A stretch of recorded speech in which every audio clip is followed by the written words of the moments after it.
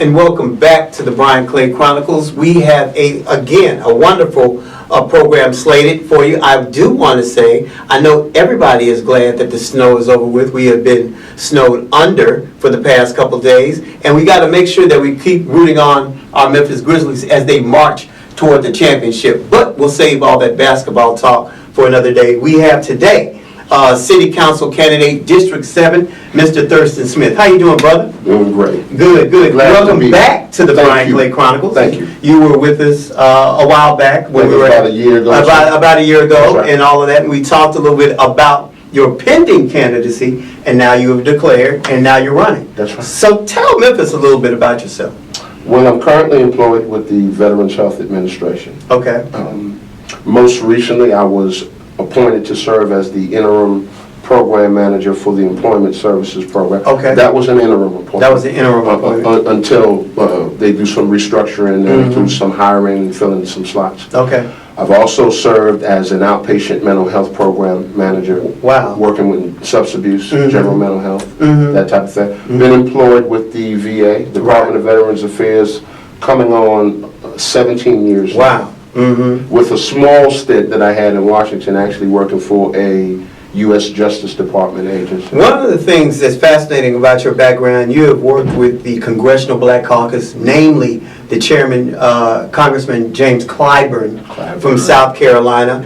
So you're not foreign to the world of politics. And recently here, as you've been here in Memphis, you did serve on the Shelby County Democrat Executive Committee as a non-voting member, but as a parliamentarian. That's cool. With some of the issues that are going on with the Shelby County Democratic Party, and I just want to touch on this very briefly, without going into detail about some of the allegations that's happening with other people. What do you think needs to happen with the party as we grow and go into the 2015 election year? Well, Brian, I think the party needs to consider some restructuring. Okay. And I think they've already begun that process.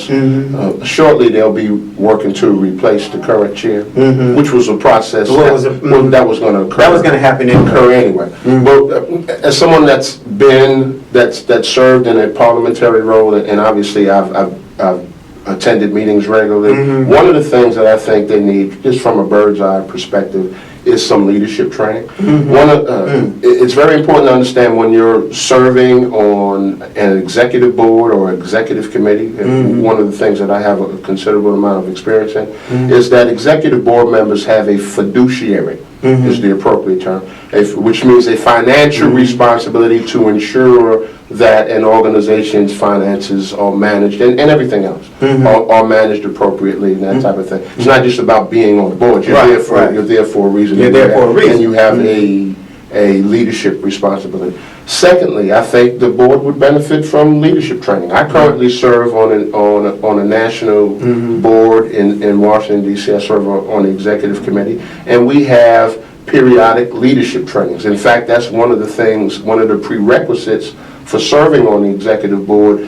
When new members evolve in, old members rotate out, new members come through, those new executive committee members receive leadership training. Yes.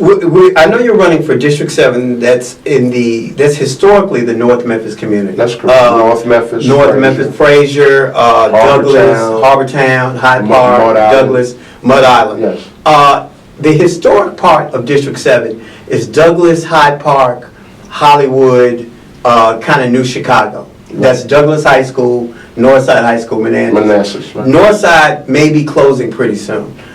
We don't know. But the community is really anchored by two schools, and that's Douglas, which is doing a phenomenal job in educating young people, and then you also have Manassas. Right. What is your plan to renovate those communities that have been besieged with poverty, blight, and all of that? Right. Great question.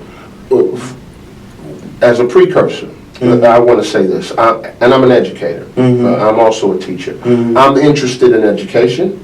However, the role of city council, although members of city council can clearly champion and advocate for sound education policy, those areas are better served and more appropriately served by members of the school board and the Shelby County Commission. Right. And obviously the county commission controls the funding for that. But obviously I will be a champion right on point. Yeah, When ensuring you- education happens. Absolutely, because it's very important. Going back to the essence of your question, where there are opportunities for growth in the community, I think those are the areas that we need to focus on. For example, in areas where there are blight and where renovation needs to take place, we need to look at strategies in which to either renovate those homes and which will help to raise, I'm thinking strategically, will help to raise the property values within those communities. Also, let's look at every neighborhood within the city of Memphis, not just District 7, needs to have parks and recreations. There needs to be a community center in every neighborhood. Strategically, I think that helps with a couple of things. Number one, it improves the neighborhood. So neighborhood beautification programs, things of that nature. Okay. Those are some things I like to do. Obviously, a harbor town looks very different from Frazier.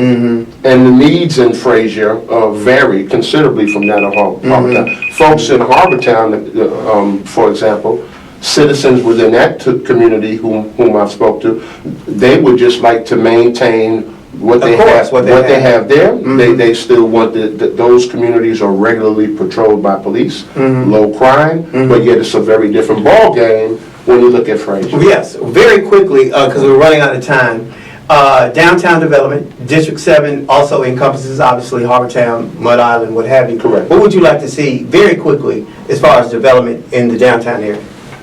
More businesses. More businesses. Part of my platform is quality of life, economic development, and health and safety. When we start talking about economic development, I would like to see opportunities for small business development, partnerships with the Chamber of Commerce where it's appropriate, partnership with the federal government, Small Business Administration, to help give those small businesses a lead start. Why don't you tell Memphis why they need to elect Thurston Smith for city council? Well, Memphis needs to elect Thurston Smith for city council because I bring a innovative, a creative, and a brand new perspective to leadership. I am not interested in politics, but rather I'm interested in sound policy.